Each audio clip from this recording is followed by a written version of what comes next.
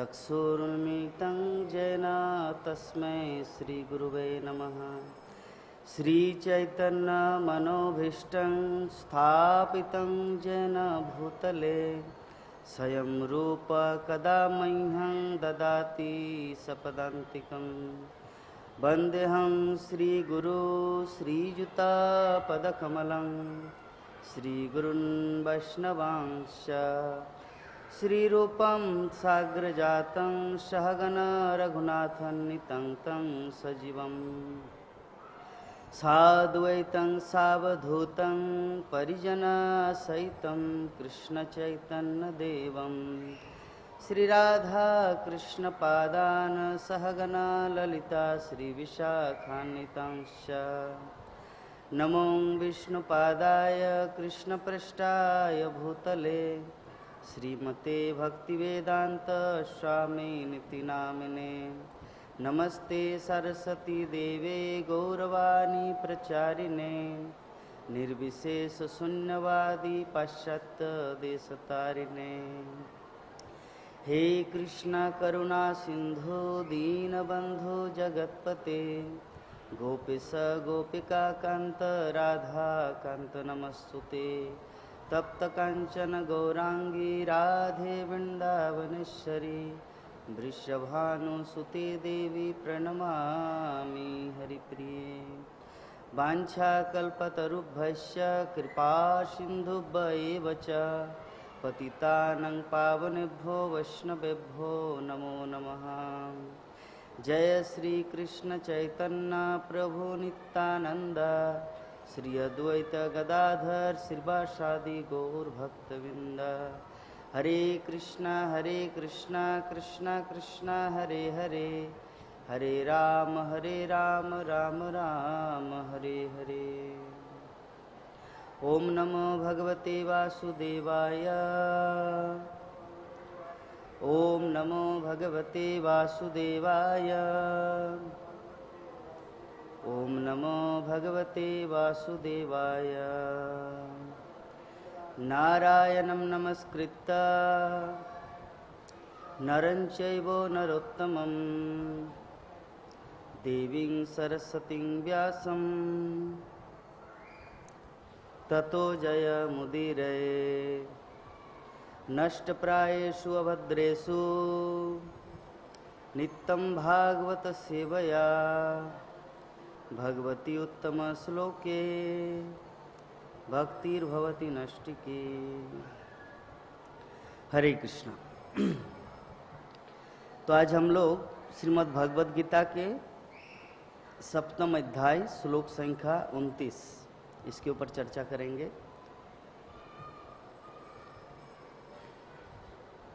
श्लोक बोर्ड में नहीं है, आप लोग पीछे पीछे दोहराइए मेरे साथ। जरा मरण मोक्षाय मामश्रित जतन्ति ये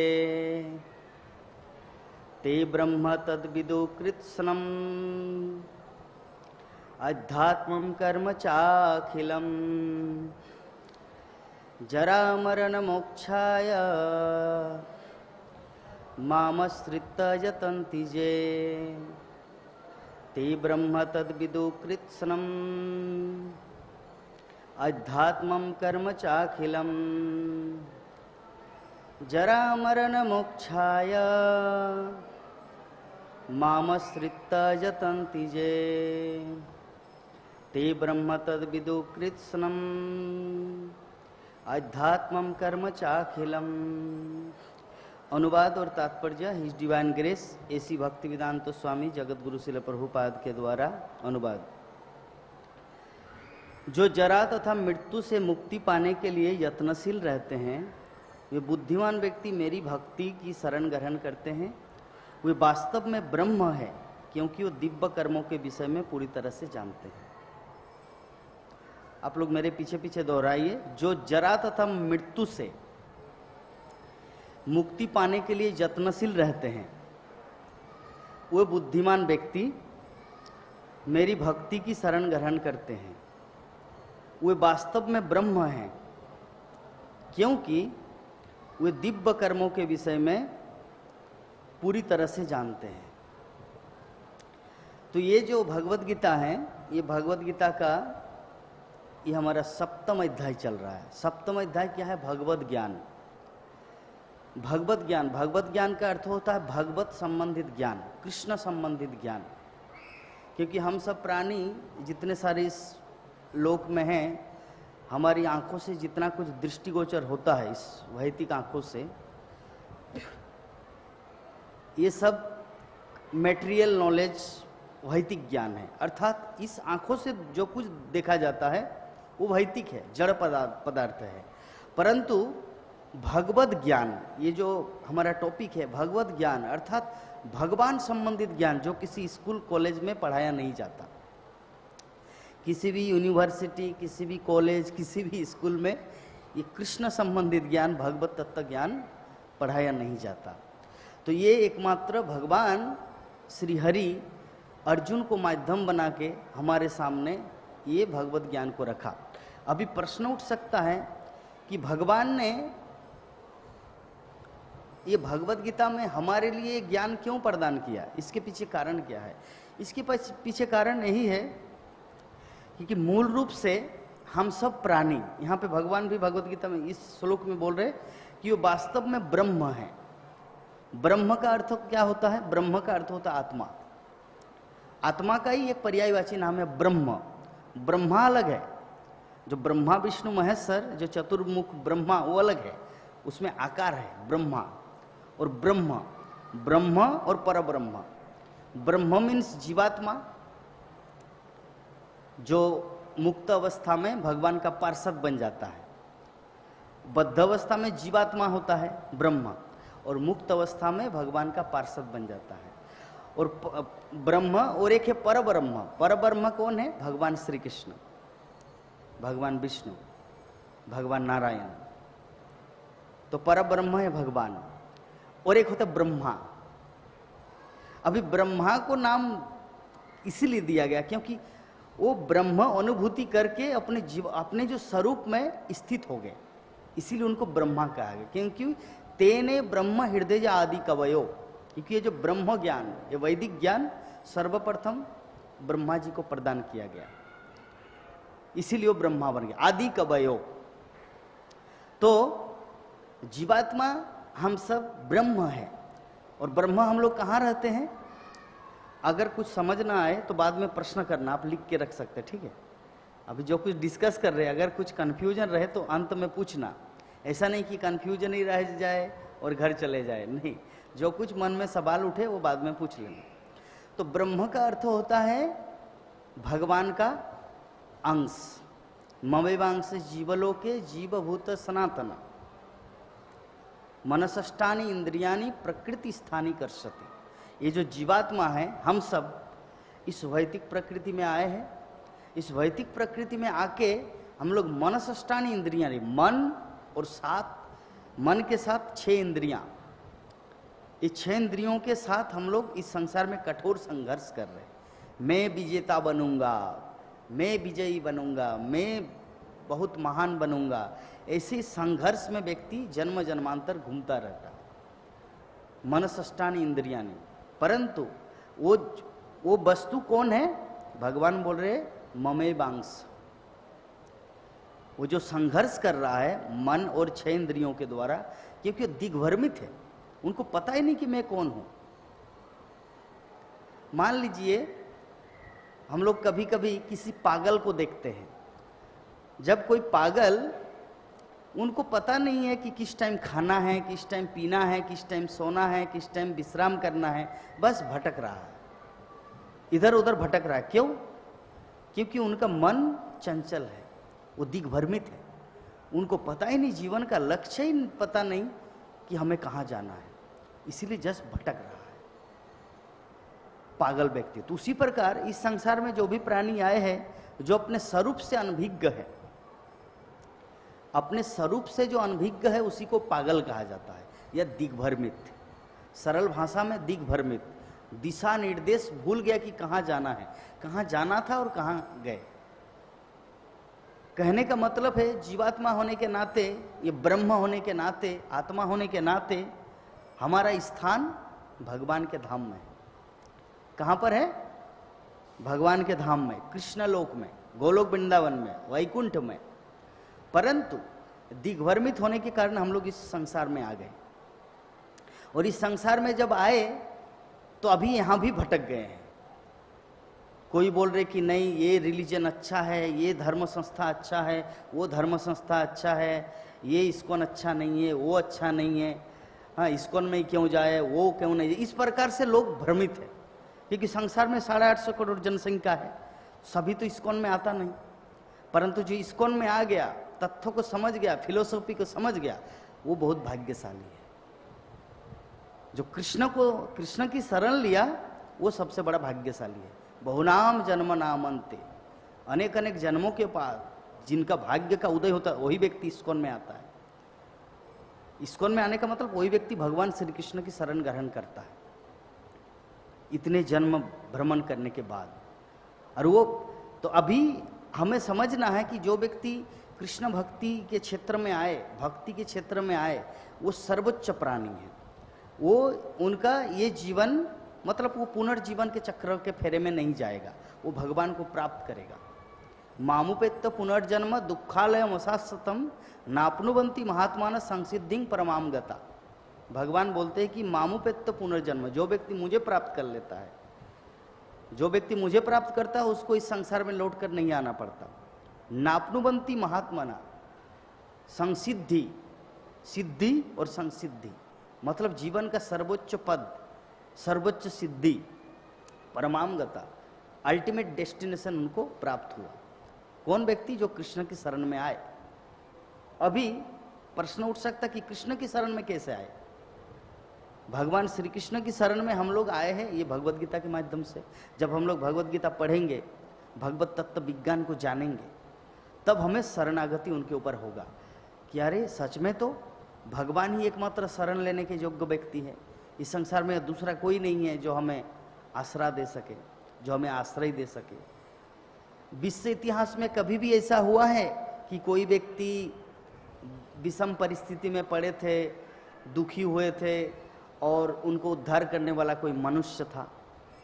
नहीं, हर परिस्थिति में भगवान ने रक्षा किया। चाहे आप द्रौपदी का उदाहरण लीजिए, पांचों पांडवों का उदाहरण लीजिए, गजेंद्र का उदाहरण लीजिए, ध्रुव महाराज का उदाहरण लीजिए, प्रहलाद महाराज का उदाहरण लीजिए, हरिदास ठाकुर का उदाहरण लीजिए। जितने सारे भक्त के जीवन में आप देखेंगे, एकमात्र और एकमात्र भगवान श्री कृष्ण ने उनको उद्धार किया। जब श्रीवास ठाकुर, जब मुगलों का आक्रमण हुआ, मुगलों का तो आक्रमण ऐसे होता रहता था, तो महाप्रभु के आने के पूर्व भी श्रीवास पंडित गंगा के सामने आए थे, मतलब उस पार जाने के लिए नवद्वीप, क्योंकि यहाँ पे मुसलमानों का आक्रमण हुआ। उनके घर को श्रीवास आंगन देखे हैं जन्मस्थान के सामने, तो वहाँ पे मुसलमानों का आक्रमण हुआ। तो श्रीवास पंडित क्या किया, सबको लेके गंगा में आए, और अभी रात 12 बजे की बात है, अभी कोई तो नाव चलाने वाला नहीं होगा, सभी तो अपने अपने घर में सो रहे हैं, अभी उनको उस पार कौन करेगा। तो वैसे समय में एक नाव वाला आया, नाविक आया, और उनको श्रीवास पंडित को उस पार ले गया। तो ये घटना जब महाप्रभु एवरीडे रात को जब संकीर्तन करते थे, तो एक दिन श्रीवास पंडित को बोला, श्रीवास तुमको याद है कि जब यवनों का आक्रमण हुआ, यवनों का जब आपके घर में घेराव, तो उस समय आप भाग के चले आए गंगा नदी, उस पर जाने के लिए कोई नाव की नहीं था, परंतु आपने भगवान श्री कृष्ण को पुकारा और एक नाविक आया और उनको ले गया। तो श्रीवास पंडित आश्चर्य हो गए, अरे ये घटना महाप्रभु के जन्म के पूर्व का है, ये घटना तो किसी को पता नहीं है, वो तो रात में अकेला श्रीवास था और वो तो किसी को बताया भी नहीं था आज तक। तो ये घटना महाप्रभु को कैसे पता चला? आप समझ पा रहे? महाप्रभु जन्म लिया बहुत दिन बाद, महाप्रभु का आविर्भाव श्रीवास पंडित के बहुत दिन बाद हुआ। ये घटना, ये लीला पहले ही श्रीवास पंडित का हुआ था। तब श्रीवास पंडित को बोला कि वो मैं था, जो आपको बचाए। तो इस प्रकार हम लोग इतिहास में देखते हैं कि हर परिस्थिति में एकमात्र और एकमात्र भगवान श्री कृष्ण ही हमें रक्षा करता है। आप अपने जीवन में झांक के देखिए, बचपन से लेकर आज तक कैसे कैसे मुश्किलों का सामना करना पड़ा, कैसे कैसे दुविधा, कैसे कैसे संकट, कैसी विपत्तियां हमारे जीवन में आए, और कैसे भगवान को जब हम लोग पुकारे अंतर मन से तो कृष्ण आए और हमें उद्धार किया, है ना।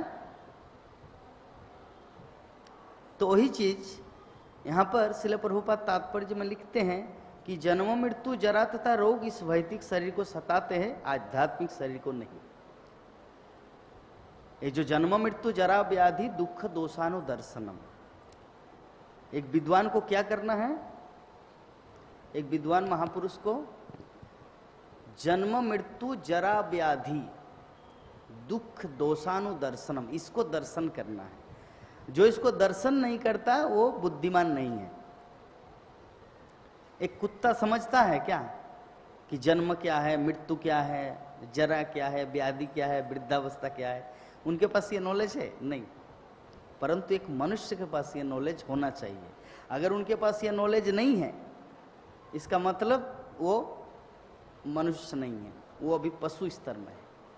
क्योंकि मनुष्य जीवन का अर्थ होता है ये जिज्ञासा करना। मैं दुख नहीं चाहता फिर भी दुख क्यों आता, मैं सुख चाहता हूँ फिर भी सुख नहीं आता, मैं तड़पता रहता हूँ, दिन रात सोचता रहता हूँ कि ये अच्छा हो जाए, अच्छा हो जाए, फिर भी बुरा होता है, क्यों?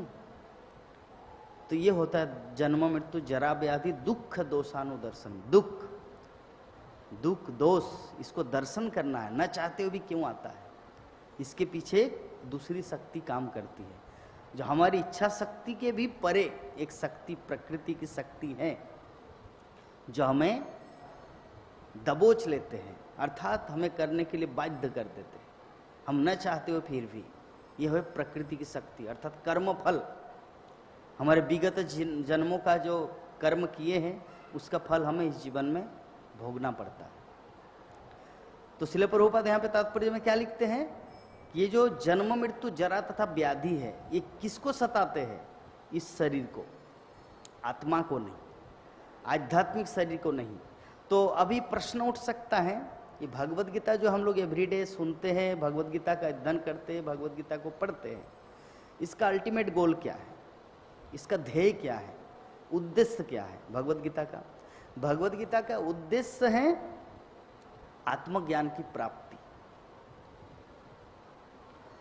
आत्मज्ञान की प्राप्ति। क्योंकि भगवत गीता पढ़ के अगर आपको आत्मज्ञान नहीं हुआ तो भगवत गीता पढ़ के लाभ क्या है? अर्जुन युद्ध नहीं करना चाह रहा था, क्यों? बिकॉज ऑफ देहात्म बुद्धि। देहात्म बुद्धि, बॉडीली कॉन्सेप्ट ऑफ लाइफ। अपने आप को शरीर मानते थे कि ये मेरा नाना है, ये मेरे मामा जी है, ये मेरे चाचा है, ये मेरे गुरु है, ये मेरे परपितामह है, इसको मैं क्यों मारूं? मेरे, मैं तथा मेरा, इसको कहा जाता है material conception of life, bodily concept of life.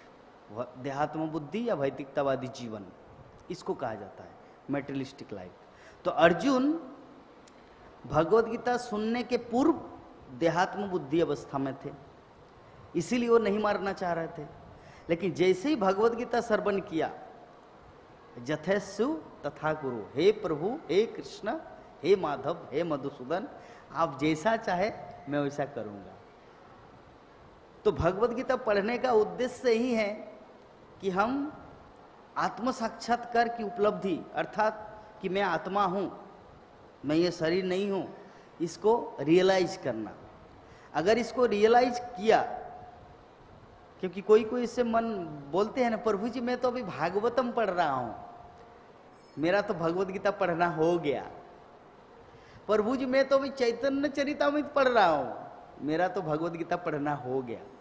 प्रभु जी मैं तो अभी उज्जवल नीलमणि ग्रंथ पढ़ता हूं, जैव धर्म पढ़ रहा हूं, जीव गोस्वामी के कर्म संदर्भ, छठ संदर्भ पढ़ता हूं। भगवत गीता तो कब के ही मैं पढ़ चुका हूं, 2015 में। तभी प्रश्न उठता है कि भगवत गीता पढ़ने का मतलब सिर्फ रीडिंग नहीं, भगवत गीता पढ़ने का मतलब realise, self realisation, the science of self realisation, आत्म साक्षात्कार का विज्ञान है भगवत गीता। अगर आप देहात्म बुद्धि से मुक्त हुए, अगर आप अपने आप को स्पिरिट सोल आत्म रूप में स्थित स्वरूप आपको प्राप्त हुआ, तभी आपका भगवत गीता पढ़ना सार्थक है। अन्यथा आपको भगवत गीता रोज पढ़ना है, जीवन के अंतिम क्षण तक पढ़ना है भगवत गीता, जब तक आपको ये रियलाइज ना हो कि मैं आत्मा हूं, शरीर नहीं।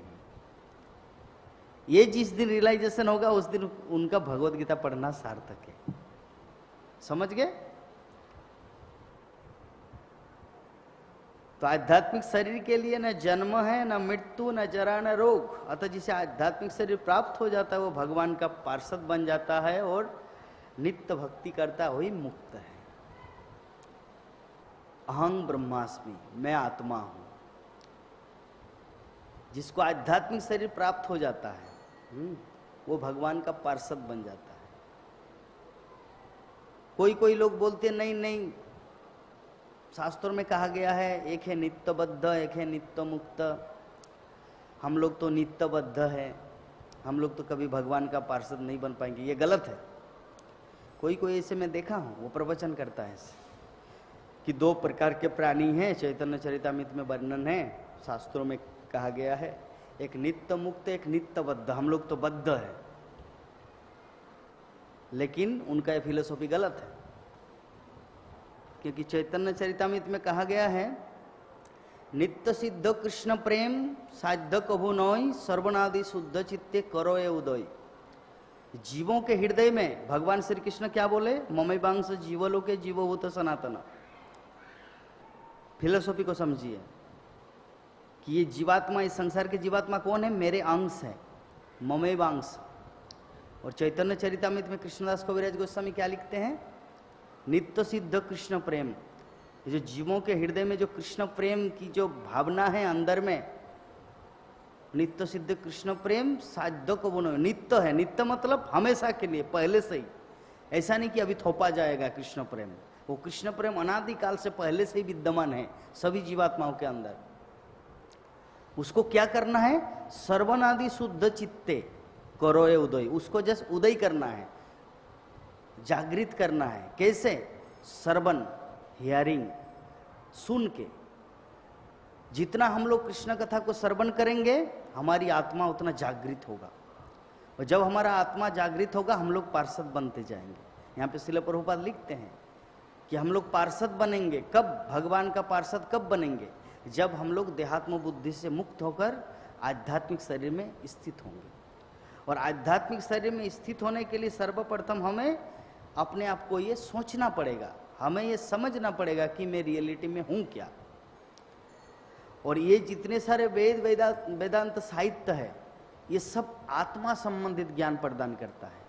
हमारे स्कूल में, कॉलेज में यहाँ पे क्या ज्ञान दिया जाता है? Chemistry, biology, physics, mathematics, economics, इस शरीर से रिलेटेड। कैसे इनकम किया जाए, इकोनॉमिक्स, पॉलिटेक्निक, कैसे दूसरों को चीट किया जाए, तो ये सब डिप्लोमेटिक। परंतु ये वैदिक साहित्य जो है, ये वेद वेदांत साहित्य, भगवद गीता, भागवतम, चैतन्य चरितामृत, उपनिषद, पुराण, महाभारत, इनकी शिक्षाएं क्या है? इनकी शिक्षा है आत्मज्ञान को प्रदान करना। तो जितना करके हम लोग ये भगवद गीता, भागवतम, ये सब शास्त्रों को, वैदिक साहित्यों को पढ़ेंगे, अध्ययन करेंगे, श्रवण करेंगे, उतना ही मात्रा में हमारी आत्मा जागृत होगा, उतनी मात्रा में हमारी आत्मा जागृत होगा और हम लोग ये समझ पाएंगे कि मैं आत्मा हूं। श्रील प्रभुपाद क्या बता रहे कि जीवन का यह ब्रह्मबोध ही भक्ति है। ये जो लोग बोलते नहीं मैं तो भक्ति करता हूं, भक्ति क्या है? श्रील प्रभुपाद यहाँ पे लिख रहे जीवन का ब्रह्मबोध। ब्रह्मबोध मतलब, ब्रह्म मतलब आत्मा, बोध मतलब समझना, अंडरस्टैंड ऑफ द सोल, मतलब आत्मा को समझना। इसको कहा जाता है ब्रह्मबोध या आत्मबोध, या आत्मा को जानना। समझ गए? ब्रह्मबोध, इसे भक्ति कहा जाता है। बोलते नहीं मैं तो 64 माला जप करता हूं, मैं भक्ति करता। नहीं, तुम भक्ति नहीं कर रहे हो। भक्ति तो कहां से शुरू होता है? नारद भक्ति सूत्र में नारद मुनि बता रहे, 84 सूत्र है, 84 फॉर्मूला ऑफ डिवोशनल सर्विस। भक्ति करने के लिए 84 सूत्र दिए हैं नारद मुनि, और उनमें से एक सूत्र में नारद मुनि लिखते हैं कि भक्ति जीवन शुरू होता है जब हमें यह समझ आता है कि हम ये शरीर नहीं, हम आत्मा है। क्योंकि भगवान श्री कृष्ण जो है वो तो परब्रह्म है, वो तो कोई भौतिक शरीर लेके तो इस संसार में आते नहीं, वो तो प्योर सोल है, पूर्ण आत्मा है। और हम लोग भी पूर्ण आत्मा, लेकिन अभी ढक गया है। तो जब तक हम लोग भी पूर्ण रूपेण से उस आत्म स्तर में नहीं आएंगे तो भक्ति शुरू कैसे होगा? एक एग्जाम्पल देके समझाते हैं। जैसे एक कॉलेज है, और कॉलेज में बड़े बड़े प्रोफेसर हैं, प्रिंसिपल है, उनका काम क्या है? स्टूडेंटों को पढ़ाना। उनका काम है स्टूडेंट को पढ़ाना। तो अगर तुमको भी उस कॉलेज का प्रोफेसर बनना है, स्टूडेंट प्रिंसिपल बनना है, टीचर बनना है सरल भाषा में, तो सर्वप्रथम क्या करना पड़ेगा? आपको सभी प्रकार की पढ़ाई करके पूर्ण रूपेण उस लेवल में आना होगा। तब आप उनके साथ बैठ सकते हैं, उनके टेबल में बैठ के बातें कर सकते हैं, उनके योग्यता, तब वो जैसे पढ़ाते हैं आप भी उसे पढ़ा सकते हैं। एक मटेरियल एग्जाम्पल है। तो उसी प्रकार हम सब अभी स्टूडेंट लेवल में हैं और भगवान उस टीचर लेवल में। तो अगर हमें उनके साथ संगति करना है, उनके साथ उठना बैठना है, उनके साथ घूमना है, उस लेवल में उनके पास जो ज्ञान है हमारे पास भी वो ज्ञान हो, उसके लिए क्या करना होगा? पहले स्टडी करना पड़ेगा। टीचर से, स्टूडेंट से टीचर बनना पड़ेगा। तो उसी प्रकार भगवान उस टीचर है। भगवान like a teacher, we are like a student. हम लोग स्टूडेंट हैं। तो और अगर दूसरे भाषा में कहा जाए, भगवत गीता की भाषा में भगवान बोलते हैं कि जब तक कोई शुद्ध नहीं हो जाता तब तक कोई मेरा संग प्राप्त नहीं कर पाता। परम ब्रह्म परम धाम पवित्रम परमम भवान पुरुषम शाश्वतम दिव्यम आदि देवम अजोभुवम। परम ब्रह्म, भगवान कौन है? परम ब्रह्म है। हम लोग क्या है? बद्ध जीव है। हम लोग ये शरीर है, और भगवान कौन है? परम ब्रह्म। परम धाम, भगवान कहाँ रहते? परम धाम में। हम लोग कहाँ हैं? इस पृथ्वी में, पश्चिम बंगाल में, उत्तर प्रदेश में, महाराष्ट्र में, गुजरात में। समझ गए? इस संसार में है। भगवान कहाँ है? परम धाम। पवित्रम, भगवान पवित्र है, हम अपवित्र है। हम लोग अगर मर जाएंगे तो कितना दुर्गंध आएगा पता है? इतना दुर्गंध आएगा, यहाँ पे टिक नहीं पाएंगे। तभी प्रश्न उठ सकता, प्रभु जी हमारा शरीर इतना दुर्गंध से भरा पड़ा है, फिर अभी क्यों दुर्गंध नहीं आ रहा है? इसके पीछे कारण है क्योंकि आत्मा सुगंध है। इस शरीर के अंदर आत्मा है, उनकी सुगंधता के कारण हमारे दुर्गंध मतलब आता नहीं।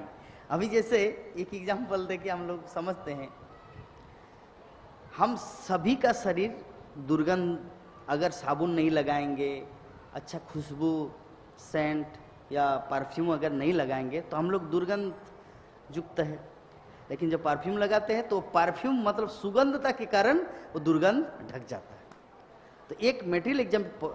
तो उसी प्रकार ये जो शरीर है, इस भौतिक शरीर जो हमारे पास है, ये दुर्गंध से भरा है। परंतु आत्मा जो है वो भगवान का अंश है, और आत्मा भगवान का अंश होने के वो इतना सुगंध है, इतना सुगंध है, उस सुगंधता के कारण ये दुर्गंध आता नहीं। प्रश्न का जवाब मिला? ठीक है। तो शुद्ध भक्त ब्रह्म पद पर आसीन होते हैं और वो दिव्य कर्मों के विषय में सब कुछ जानते रहते हैं। कौन है शुद्ध भक्त? यहां पे बोला गया कि शुद्ध भक्त ब्रह्म पद पर आसीन होते हैं। ब्रह्म पद का अर्थ होता है जो आत्मा में स्वरूपगत हो गए, स्वरूप सिद्ध जिसे बोलते, जो आत्मा में अपने आप को ये समझने लग गया कि मैं ये शरीर नहीं हूं। क्योंकि ये समझ हमें आना चाहिए लाइफ में। जब हम लोग छोटे बच्चे थे, हमारा समझ क्या था? आई एम ए चाइल्ड, मैं एक बच्चा हूं। फिर युवक बना, एक दिन बूढ़ा बनेंगे, वृद्धावस्था आएंगे, और एक दिन मर जाएंगे। तो जब हमें ये समझ कि पहले किसी समय एक ऐसा समय था जब हम अपने आप को बच्चा फील करते थे। ये सुनो, यस, एक समय था कि हम अपने आप को बच्चा फील करते थे। अभी समय है कि मैं अभी अपने आप को युवक फील करता हूँ, और एक ऐसा समय भी आएगा इसी जीवन में और कुछ ही वर्षों के बाद कि अपने आप को फील करेंगे I am a old person, मैं एक वृद्ध हूँ, मैं एक बूढ़ा व्यक्ति हूँ।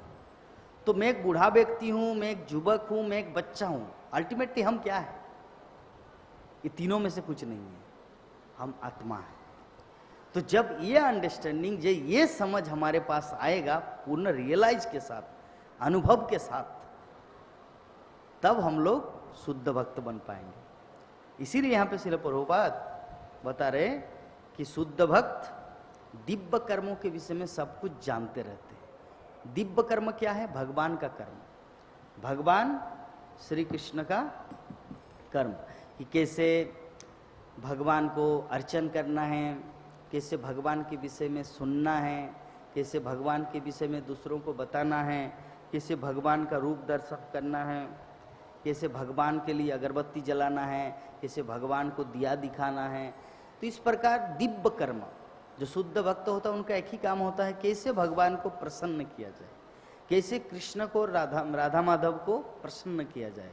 ये होता शुद्ध भक्त का लक्षण। अगर हमारा मन, हमारा विचार, हमारा थॉट, हमारा जो थॉट प्रोसेस है, हमारी जो विचारधारा है, अगर ये विचारधारा में सब समय ये चिंतन होता रहे कि कैसे कृष्ण की सेवा किया जाए, कैसे मेरे श्याम सुंदर को नहलाएंगे, कैसे उनको कपड़ा पहनाएंगे, कैसे उनको रोटी सब्जी दाल भात बना के उनको खिलाएंगे, तो ये जो भी है, ये भावना जब हमारे अंदर रहेगा। अभी कोई विचार कर सकता है, प्रभु जी रोटी सब्जी दाल भात क्यों बोल रहा है, पिज्जा पास्ता क्यों नहीं बोल रहा है? देखिए वो पिज्जा पास्ता जो है ना, ये वर्तमान समय में चालू हुआ, ये पहले प्राचीन काल से ये नहीं है, अनादि काल से दाल भात रोटी सब्जी है, जो भगवान श्री कृष्ण भी खाते थे। 56 भोग में पिज्जा पास्ता नहीं आता है, ये तो चाइनीज लोग स्टार्ट किया, इटालियन पिज्जा, चाइनीज लोग चौमिन। क्या है चौमिन जानते हैं? केचुआ। खैर मैं यहाँ नहीं बोलूँगा, नहीं तो मुझे लोग ये बोलेंगे, तो चौमिन भी नहीं, तो इसीलिए चौमिन वगैरह नहीं, दाल भात रोटी सब्जी भगवान को खिलाओ, फल खिलाओ। भगवान तो ही बोले ना, पत्रम पुष्पम फलम तोयम जो में भक्ता परियच्छति तदहम भक्तु उपरहित अस्नामि परियतात्मन, कि फल अर्पण करो, फूल भगवान को चढ़ाओ, जल अर्पण करो, और पत्ता तुलसी पत्ता दो भगवान को। तो भगवान ये चाहते हैं, फल फूल। हाँ, तो हम लोग इस प्रकार भगवान को खिलाएंगे, आनंद के साथ भगवान की सेवा करेंगे, क्योंकि भक्ति जो है, भक्ति पूर्ण रूपेण आनंदमय है, भक्ति आनंदमय है। सुसुखम कर्तुम अव्ययम, भक्ति सुखपूर्वक किया जाता है, ऐसा नहीं कि बहुत कष्ट उठाकर। अरे भगवान ने बोला है कि जैसे कभी कभी क्या होता है, उस देवी की पूजा करो, इतना टन घी लगेगा, इतना टन चीनी लगेगा, इतना चावल आटा इतना लगेगा, नहीं तो संपन्न नहीं होगी। जैसे यज्ञ में ऐसा होता है, यज्ञ में इतना कुछ आयोजन करना पड़ता है तब यज्ञ संपादन होता है, परंतु भगवान की भक्ति के लिए कुछ आयोजन करने का जरूरत नहीं है, जस्ट भगवान को अपना प्रेम चाहिए। भावग्राही जनार्दन, हमारे हृदय में जैसी भावना है, भगवान भाव को ग्रहण करते हैं। जब भगवान श्री कृष्ण हस्तिनापुर आए तो दुर्योधन ने बोला कि प्रभु नहीं बोला है, कृष्णा आप मेरे घर खाने के लिए आए। तो भगवान श्री कृष्ण बोले कि मैं एकमात्र भाव से ग्रहण करता हूँ, आपके पास तो भाव है नहीं, आपके पास तो भाव है नहीं, सम्मान भी नहीं है, और मुझे भूख भी नहीं लगता, तो मैं क्या किस आधार पर तुम्हारे घर में खाऊं? विदुर के घर गए, विदुरानी, विदुर की पत्नी, उनको भाव से खिला रहे थे। क्या? केला नहीं, केला का छिलका, केला का छिलका, क्योंकि अगर उनको भूख लगता, अगर उनको बहुत ही स्वादिष्ट अन्न चाहिए था, स्वादिष्ट भोजन भगवान को चाहिए था, तब तो केला खाते, केला का छिलका क्यों खाए? दैट मीन्स भगवान भावग्राही है, भगवान केला भी नहीं खाते और ये दाल भात सब्जी भी नहीं खाते, वो तो भाव को खाते हैं। जो जिस भाव से भगवान को अर्पण करता है अपने भाव से भगवान को अनुकूल रूप से अर्पण करते हैं, भगवान उसको खाते हैं। भगवान को ऐसे कोई 56 भोग भी नहीं चाहिए। हम लोग 56 भोग लगाते हैं, क्यों? क्योंकि भगवान राजाधिराज है।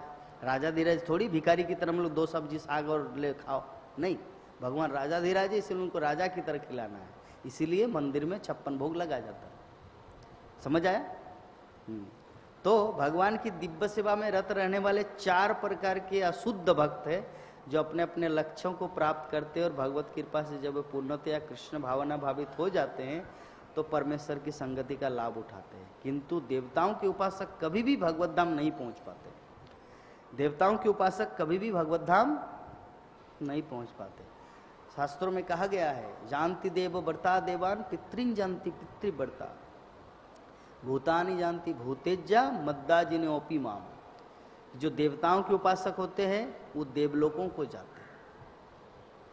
जानती देव वर्ता देवान, पितृन जानती पितृवर्ता। और जो पितृपुरुषों की पूजा करते हैं वो पितृलोकों को जाते हैं, और जो भूत प्रेतों की पूजा करते हैं वो भूत लोकों को जाता है। और भगवान श्री कृष्ण अंत में क्या बोलते हैं? मद्दा जिनोपी माम। और जो मेरी पूजा करते हैं वो मेरे पास आते हैं। और भगवान कहाँ रहते हैं? स्वर्गलोक में नहीं, प्रेतलोक में नहीं, महेशलोक में नहीं, भूवरलोक में नहीं। भगवान रहते गोलोक वृंदावन में, वैकुंठ में, आध्यात्मिक जगत में। तो भगवान हमें वहां पे स्थान देंगे, भगवान श्री कृष्ण हमें वहां पे स्थान देंगे। तो यहाँ तक कि अल्पज्ञ ब्रह्मभूत व्यक्ति भी कृष्ण के परम धाम गोलोक वृंदावन को प्राप्त नहीं कर पाते। केवल ऐसे व्यक्ति जो कृष्ण भावनामृत में कर्म करते हैं, माम आश्रित, वही ब्रह्म कहलाने के अधिकारी होते हैं, क्योंकि सचमुच ही कृष्ण धाम पहुंचने के लिए प्रयत्नशील रहते हैं। कोई भी कार्य हो हमें प्रयत्न करना पड़ेगा, बिना प्रयास के कुछ भी नहीं होगा इस संसार में। इस संसार में आप कुछ भी करें, खाना बनाने जाए तो पहले बनाना पड़ेगा तब आप खा सकते हैं। अगर पढ़ाई करेंगे, अगर नौकरी पाना है तो बहुत मेहनत, दिन रात एक करके मेहनत करके पढ़ाई करना पड़ेगा, तभी अच्छा नौकरी पाएंगे, डॉक्टर बनेंगे, इंजीनियर बनेंगे। तो सर्वप्रथम आपको बहुत मेहनत करना पड़ता है, बहुत कष्ट उठाना पड़ता है, तब आपको वो फल मिलता है, परिश्रम का फल मिलेगा। तो बिना प्रयत्न के, तो जब साधारण इस संसार में किसी भी चीज को प्राप्त करने के लिए इतना मेहनत करना पड़ता है, तो जरा कल्पना कीजिए, सोचिए कि भगवत धाम क्या ये सामने बहुत ही नजदीक है? नहीं, वो बहुत ही दूर है। इतना दूर है कि आप सोच भी नहीं सकते। हमारी सोच के परे है भगवत धाम, इतने दूर है। तो वैसे जगह में अगर हमें जाना है तो ऐसे इजीली जा सकते हैं, आसानी से? नो, आसानी से हम लोग नहीं जा सकते। भगवत धाम को जाने के लिए हमें बहुत मेहनत करना पड़ेगा। और सबसे बड़ा मेहनत क्या है? भगवान के विषय में जानना। कितने सारे ग्रंथ हैं, रामायण है, महाभारत है, विभिन्न वेद पुराण हैं, विष्णु पुराण, ब्रह्मवैवर्त पुराण, ब्रह्मांड पुराण, स्कंद पुराण, पद्म पुराण। ये सब पुराण व्यासदेव ने क्यों लिखा? इसके पीछे क्या कारण है?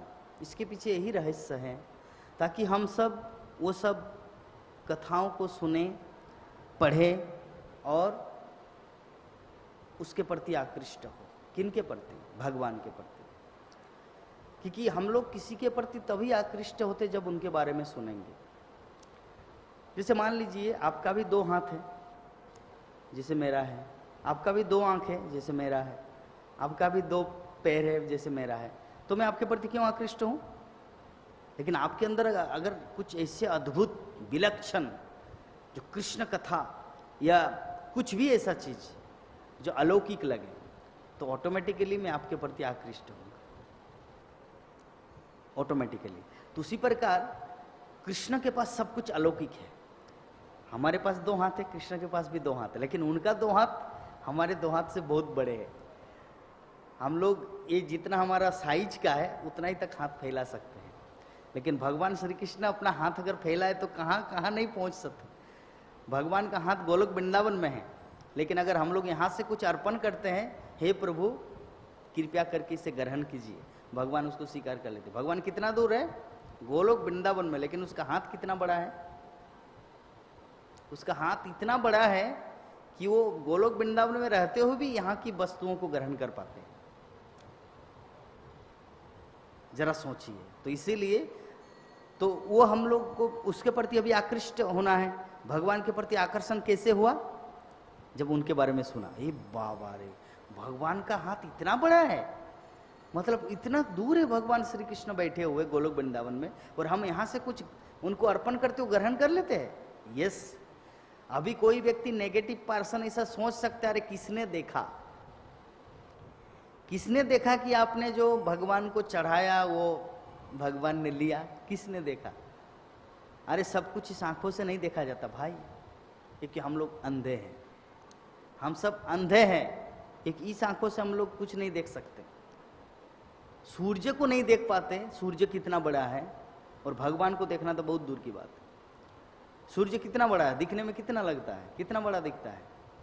एक थाला का उतना बड़ा जिसमें हम लोग भोजन करते हैं, वैसा ही ना सूर्य का साइज वैसा ही दिखता है ना। जब हम लोग आकाश की ओर देखते हैं, सूर्य इतना बड़ा है, जो हम लोग भोजन करते हैं घड़ी के साइज का, दीवाल घड़ी की साइज का, परंतु क्या वो ऐसा है? सूर्य क्या उतना बड़ा है? नहीं, पृथ्वी से 1000 गुना बड़ा है। तो हमारा आंख धोखा खा गया ना, हमारी आंखें धोखा खाए कि नहीं? धोखा खा गए। तो जब साधारणतः इस संसार की वस्तुओं के प्रति हमारा आंखें, हमारी जो आंखें हैं वो धोखा खा जाते हैं, तो कृष्ण को कैसे देख पाएंगे? सूर्य को नहीं देख पा रहे अच्छी प्रकार से, अच्छी तरह से, सूर्य को नहीं समझ पा रहे, इस संसार की वस्तु को नहीं समझ पा रहे, तो कैसे कृष्ण को समझेंगे? तो इसीलिए हमें सदैव ये स्मरण रखना चाहिए कि ये जो कान है, हाँ, ये जो कान है, एक कान के द्वारा ही हम लोग श्री कृष्ण को समझ सकते हैं। कृष्ण कथा को सुनेंगे, कृष्ण की लीला, नाम रूप गुण लीला, ये जब हम लोग श्रवण करेंगे तब हम लोग इसको समझ सकते हैं। तो यहाँ पे आगे बता रहे कि जो लोग भगवान के अर्चा स्वरूप की पूजा करने में लगे रहते हैं, अर्चा मतलब विग्रह, हमारे राधा माधव है, पंचतत्व है, नृसिंहदेव है, तो जो लोग भगवान के अर्चा स्वरूप की पूजा करने में लगे रहते हैं या भवबंधन से मुक्ति पाने के लिए निरंतर भगवान का ध्यान करते, वो भी ब्रह्म अधिभूत आदि के तात्पर्य को समझते हैं, जैसा कि भगवान ने अगले अध्याय में बताया है। आगे जो है हमारा 8वां अध्याय, उसमें भगवान बोलेंगे। तो अर्चा विग्रह प्रतिमा रह तुम्हें साक्षात ब्रजेंद्र नंदन, भगवान श्री कृष्ण का रूप साक्षात कृष्ण है, वो कोई पत्थर की मूर्ति नहीं है। हम लोग उनसे भी वही डीलिंग कर सकते हैं जो भगवान साक्षात कृष्ण से कर सकते हैं। इस मूर्ति से, इस विग्रह से भी वही डीलिंग कर सकते, वही आदान प्रदान कर सकते हैं। एक बार मांग के देखिए ना जो आपको चाहिए, फिर नहीं होता तब देखना। अभी कोई बोलेंगे नहीं प्रभु जी मैंने मांगा था परसों, अभी तक तो नहीं आया, नहीं, ऐसा करने से नहीं, भगवान का समय अलग है। हम लोग एक टारगेट, क्योंकि हम सब चिंटी के भी बराबर नहीं, भगवान के समय के अनुसार जो समय है, ब्रह्मा का एक दिन हमारे कितने जुगों जुगों लाखों करोड़ों युग बीत जाता है, और वो ब्रह्मा भगवान कारण न बजले भजत स्म जोग, हाँ, निद्रामनंत जगदंड सरोम कूप आधार शक्तिम अवलंब पराम समूर्ति गोविंदमादि पुरुषम तमहम भजामि। तो ये एक ब्रह्मा का एक क्षण, एक दिन हमारे कितने जुगों जुगों के बराबर है। जरा कल्पना कीजिए, जरा सोचिए। तो हम लोग कुछ प्रार्थना करेंगे भगवान से, किसी भी प्रकार से कुछ प्रार्थना करेंगे, और प्रभु मैंने तो आपको परसों को मांगा था ये चीज, आपने अभी तक पूरा क्यों नहीं किया? अरे भगवान सुन लिया, अभी वो आपको देंगे ना, उनके आते आते इतना टाइम हो जाएगा, मतलब वो जिस समय आपने बोला ना भगवान को, वो भेज दिया आपके लिए, लेकिन वो इतना दूर है कि आते आते, क्योंकि हम सब इतने दूर है। देखिए एक चीज में आपके, एक दूरबीन देखे, दूरबीन टेलीस्कोप, तो दूरबीन का 2 भाग है। एक दूरबीन जब देखेंगे दूर का दिखता है, मतलब सामने वाला चीज दूर का दिखता है, और एक साइड का कांच, एक साइड का ग्लास ऐसा है, बड़े साइड से देखेंगे तो दूर का वस्तु सामने दिखता है।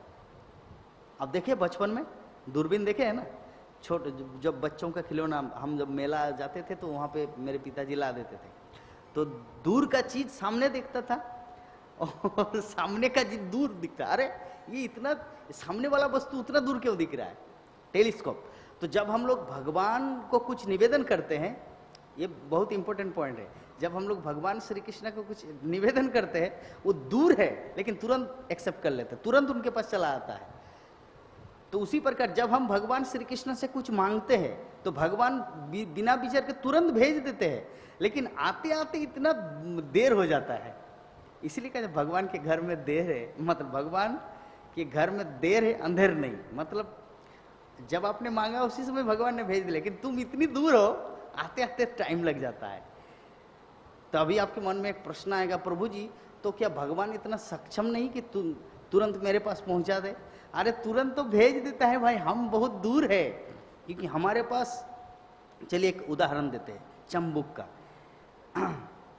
एक छोटा चंबुक है और एक बड़ा चंबुक है।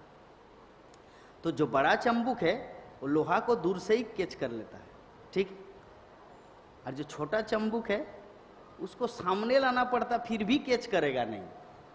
एक लोहा है, 1 किलो का एक लोहा है और एक छोटा सा एक बिंदु का चंबुक है। लोहा को अगर सामने अगर जाएंगे तो पता नहीं वो कैच करेगा या नहीं करेगा, ठीक है, बल्कि ये लोहा है, वो छोटे चंबुक को तो आकर्षित कर नहीं सके क्योंकि ये चंबुक है नहीं, और वो छोटा जो चंबुक है ये 1 किलो का लोहा को वो आकर्षित नहीं कर सकता। तो छोटे जो चंबुक है वो हम हैं और बड़ा चंबुक भगवान श्री कृष्ण है, वो तो तुरंत कैच कर लेता सबको, जो मांगेंगे, जो हम लोग अर्पण करते भगवान तुरंत ग्रहण कर लेते हैं, क्योंकि बड़ा है, विशाल है, विभु है। लेकिन हम सब बहुत छोटे हैं, वो तो भेज देता है लेकिन हम लोग ग्रहण करने के लिए इतना दूर है, आते ही बहुत देर लग जाता है आते आते। तो भगवान सक्षम है, हर परिस्थिति में भगवान सक्षम है। हम लोग अनु है, बहुत ही अनु है, क्षुद्र कणा है। इसीलिए हमें अपने जीवन में हर समय हर परिस्थिति में भगवान श्री कृष्ण के शरण में रहना है। आज का जो श्लोक है, भगवान यही चीज बोलते कि जो जरा तथा मृत्यु से मुक्ति पाने के लिए यत्नशील रहते हैं। जरा तथा मृत्यु, जरा मतलब व्याधि और मृत्यु मतलब जन्म के बाद मृत्यु, जातस्य ध्रुवं मृत्यु मृत्युम जन्म ध्रुवस्य च तस्मात् परिहार्यतो। तो इस प्रकार जिसका जन्म हुआ है उसका मृत्यु निश्चित है, जिसका मृत्यु हुआ उसका जन्म निश्चित है। ये प्रक्रम, ये पुनर्जन्म का चक्र चलता रहेगा। तो भगवान यहाँ पे बोलते हैं कि जो व्यक्ति इस चक्र से छुटकारा चाहते हैं, यत्नशील रहते हैं, वे बुद्धिमान व्यक्ति मेरी भक्ति की शरण ग्रहण करते हैं। जो सच में इस सर्किल से, इस साइकिल से अगर अपने आप को मुक्त कराना है तो क्या करते हैं वो व्यक्ति? मेरी भक्ति की शरण ग्रहण करते हैं। मेरी शरण नहीं, मेरी भक्ति की शरण ग्रहण करते हैं, क्योंकि जो कृष्ण भक्ति शरण ग्रहण करते वही व्यक्ति कृष्ण को प्राप्त करेगा, क्योंकि डायरेक्ट कोई कृष्ण को प्राप्त नहीं कर सकता। जैसे मान लीजिए आपका भाई दिल्ली में है, आपका भाई दिल्ली में है, तो अगर उनको कुछ बोलना है तो माध्यम क्या है? फोन, मोबाइल से बोलेंगे, हरे कृष्ण भैया आप घर आ जाइए, एक मामला हुआ है या कुछ, तो फोन से, ये माध्यम है, तब आपके भाई के पास वो मैसेज गया। तो उसी प्रकार भगवान को अगर प्राप्त करना है तो क्या है? भक्ति वो माध्यम है जिस माध्यम से हम लोग कृष्ण तक पहुंच सकते हैं। तो वो वास्तव में ब्रह्म है, क्योंकि दिव्य कर्मों के विषय में पूरी तरह से जानते हैं। तो इस प्रकार हमारा आज का जो श्लोक है यहाँ पे विराम देंगे। अगर कुछ प्रश्न है प्रभु जी, सो यू कैन आस्क, आप पूछ सकते हैं, बोलिए।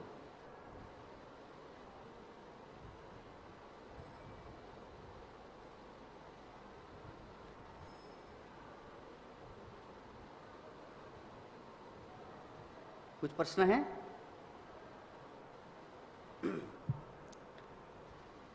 हरे कृष्ण जरामरण मोक्षाय मामाश्रित यतन्ति जे। बोलिए, थोड़ा सा जोर से बोलिए तो। जी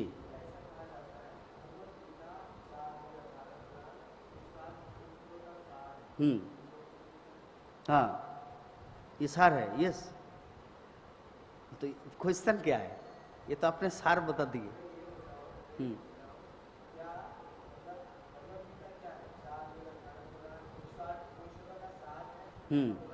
जी, यस। कि देखिए, बाकी ग्रंथों में विभिन्न प्रकार के डिस्क्रिप्शन दिया गया है। हम्म हम्म हम्म कौन सा गीता पढ़े मतलब? हाँ, वो तो व्यक्ति एक दिन में तो आता नहीं, वो तो विभिन्न पर भटकते भटकते एक दिन मिल जाएगा उनको, वो तो खुद समझ पाएगा कि कौन सा गीता पढ़ना चाहिए। यस, भगवत गीता जरूर, क्योंकि हम इस्कॉन के डिवोटी हैं। मैं तो वही बोलूँगा कि इस्कॉन का भगवत गीता पढ़िए। और संसार के जो लोग इस्कॉन से दीक्षित नहीं भी है, जो इस्कॉन से परिचय नहीं है भी, लेकिन फिर भी जो विभिन्न इंस्टीट्यूट में, विश्वविद्यालय में, कॉलेज, यूनिवर्सिटी में जो प्रोफेसर या बड़े बड़े विद्वान लोग जो भगवत गीता को पढ़े हैं, वो तो एक इसी की रिकमेंड करते हैं, भगवत गीता एज इट इज को ही रिकमेंड करते हैं। हाँ हाँ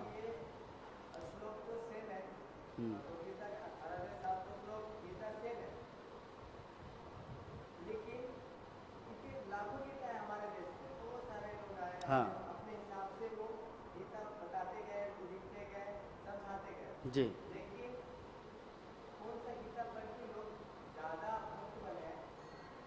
वही पढ़ना चाहिए। क्योंकि देखिए, हाँ, ऑफ कोर्स भगवत गीता यथारूप। नहीं नहीं, भगवत गीता यथारूप तो संसार के सभी लोग पढ़ते हैं, इस्कॉन के बाहर के लोग भी। Bhagavad Gita Yatharup, yes, Bhagavad Gita as it is, Bhagavad Gita Yatharup, Bangla में भगवत गीता यथा। ठीक है, तो यही पढ़ना चाहिए, क्योंकि इसको पढ़ने से वो वास्तविक गीता के मर्म को समझ पाएंगे। क्योंकि देखिए क्या होता है, बंगाली में कहावत है, वृक्ष तुम्हार नाम की फले परिचय। एक पेड़ की पहचान उनके फल से होता है। तो भगवत गीता लाइक ए, श्रील प्रभुपाद का Bhagavad Gita Yatharup like a that type of fruit, उस प्रकार का फल है जिस फल के माध्यम से पूरे संसार को पता चल रहा है कि श्रील प्रभुपाद ने क्या दिया, इस्कॉन सोसाइटी क्या है, कृष्ण भावनामृत क्या है। तो इस्कॉन, ये जो भगवत गीता यथारूप है, ये भगवत गीता यथारूप, इसको पढ़ के सारे संसार के लोग भगवत गीता के सार तत्व को समझ पा रहे हैं। बाकी तो हर कोई भगवत गीता लिखता है, बहुत सारे ऐसे राइटर है, मैं किसी का नाम नहीं लूंगा, सभी ने अपना अपना टिप्पणी दिया है। परंतु इस गीता के माध्यम से संसार में जितना कृष्ण भक्त बना है वो किसी दूसरे गीता में नहीं है। तो यही तो परिचय है, वृक्ष तुम्हारे नाम की फले परिचय। हे पेड़, हे वृक्ष, तुम्हारा नाम क्या है?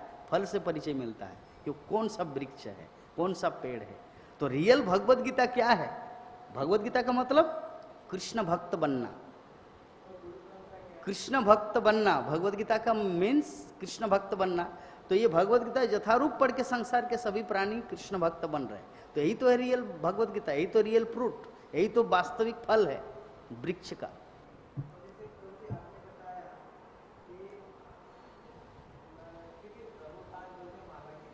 हाँ हाँ, किसने बोला भक्ति नहीं है?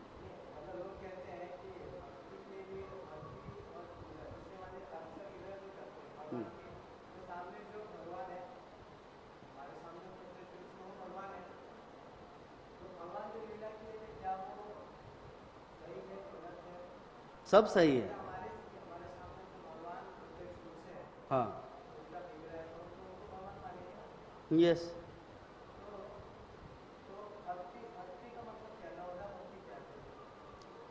नवदा भक्ति, भक्ति का ही अंग है, अलग अलग अंग है। मतलब जैसे शुरू होता है श्रवण से, श्रवणम कीर्तनम विष्णु स्मरणम पाद सेवनम अर्चनम वंदनम दास्यम सख्यम आत्मनिवेदनम। तो ये शुरू होता है श्रवण से, सुनेंगे, सुनने के बाद उसको बोलेंगे, बोलेंगे उसके बाद स्मरण करेंगे, स्मरण करने के बाद इस प्रकार अर्चन, वंदनम, आत्मनिवेदनम, सख्यम, इस प्रकार नवदा भक्ति का अलग अलग अंग है। भक्ति का ही 9 अंग है। जैसे इस्कॉन है, इस्कॉन एक है लेकिन उसका डिपार्टमेंट अलग अलग, नामहट्ट डिपार्टमेंट अलग है, गीता कोर्स अलग है, संकीर्तन डिपार्टमेंट अलग है। तो इस्कॉन एक है लेकिन डिपार्टमेंट अलग अलग है। वैसे ही भक्ति एक है, उसका अलग अलग 9 भाग है। क्या ये तो यही पद्धति है, महाजन जन गत स पंथा। हाँ,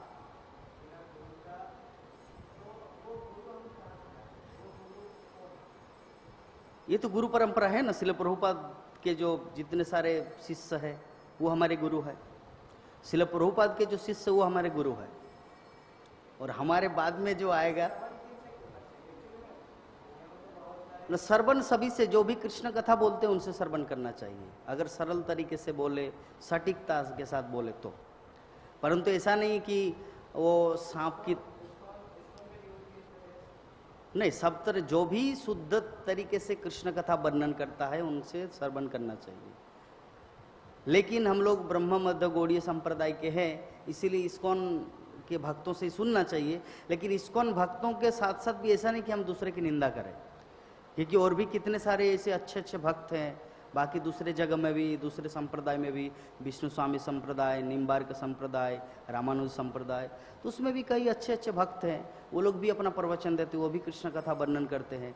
तो अगर हम बोले नहीं इस्कॉन इज द बेस्ट और वो सब फालतू, नहीं, ऐसा हम नहीं बोल सकते। क्योंकि भगवान के द्वारा ये 4 प्रकार के जो संप्रदाय आए हैं। एक लक्ष्मी के द्वारा श्री संप्रदाय, एक ब्रह्मा के द्वारा ब्रह्म संप्रदाय, एक रुद्र के द्वारा मतलब शिव के द्वारा रुद्र संप्रदाय, एक कुमार के द्वारा चतुष्कुमार, सनक सनंदन सनात कुमार और सनातन, ये 4 कुमार के द्वारा। तो ये चारों कुमार, तो ये तो मूल रूप से कृष्ण से आया। तो अगर हम बोले नहीं ब्रह्म संप्रदाय दी बेस्ट, बाकी सब खराब, नहीं।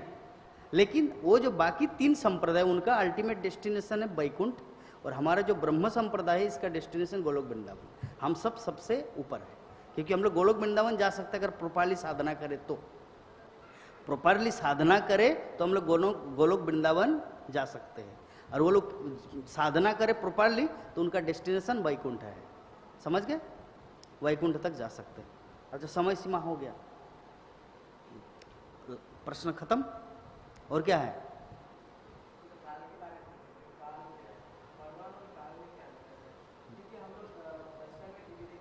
हाँ हाँ, काल मतलब समय है, और समय मतलब भगवान है। कालोस्मि, भगवान ही, भगवान श्री कृष्ण काल रूप में आए हैं। जो नास्तिक है, नास्तिक के लिए भगवान कृष्ण काल रूप में आते हैं, मृत्यु के रूप में आते हैं, और भक्त के लिए भगवान भगवान रूप में रहते हैं, कृष्ण रूप में। भगवान श्री कृष्ण अनंत रूप में हैं। भगवान श्री कृष्ण सिर्फ एक ही रूप नहीं है, लेकिन आदि विग्रह अनादिरादि गोविंद सर्व कारण कारण। ठीक,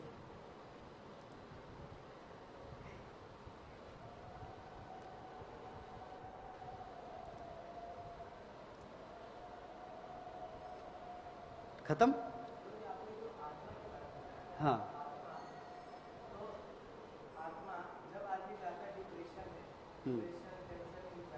हाँ,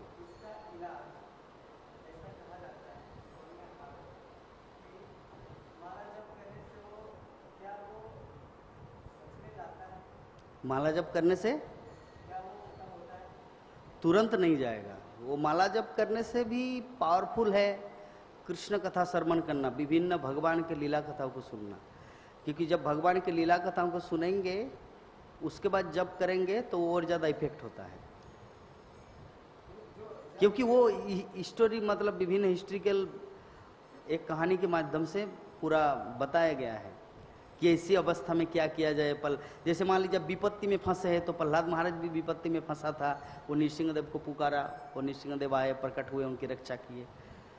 तो एक डिप्रेशन उस समय, आपको पता है कि उन्होंने हरिनाम जपा था, ओम नमो भगवती वासुदेवाय, तो भगवान प्रकट हुए और उनकी रक्षा की। तो उसी प्रकार नाम जप करने से सब कुछ ठीक होता है, लेकिन फिर भी दिमाग में कुछ चलता रहता है। लेकिन जब कृष्ण लीला जो है ना, भगवान की विभिन्न लीला, वो लीला कथा से क्या है ना, हमारा मन पूरी तरह से भर जाता है और हमारी आत्मा प्रमुदित हो जाता है और डिप्रेशन सब खत्म हो जाता है। तो दोनों करना है, हरि नाम भी और हरि कथा भी। ठीक है, आज की कथा को यहीं पर विराम देते हैं, समय सीमा समाप्त हुआ। जो भी प्रश्न है बाद में आपके लेते हैं, ठीक है। हाँ चलिए। जय ग्रंथराज भगवद गीता यथारूप की, जगत गुरु शिल प्रभुपाद की, हरिनाम संकीर्तन की, श्री मायापुर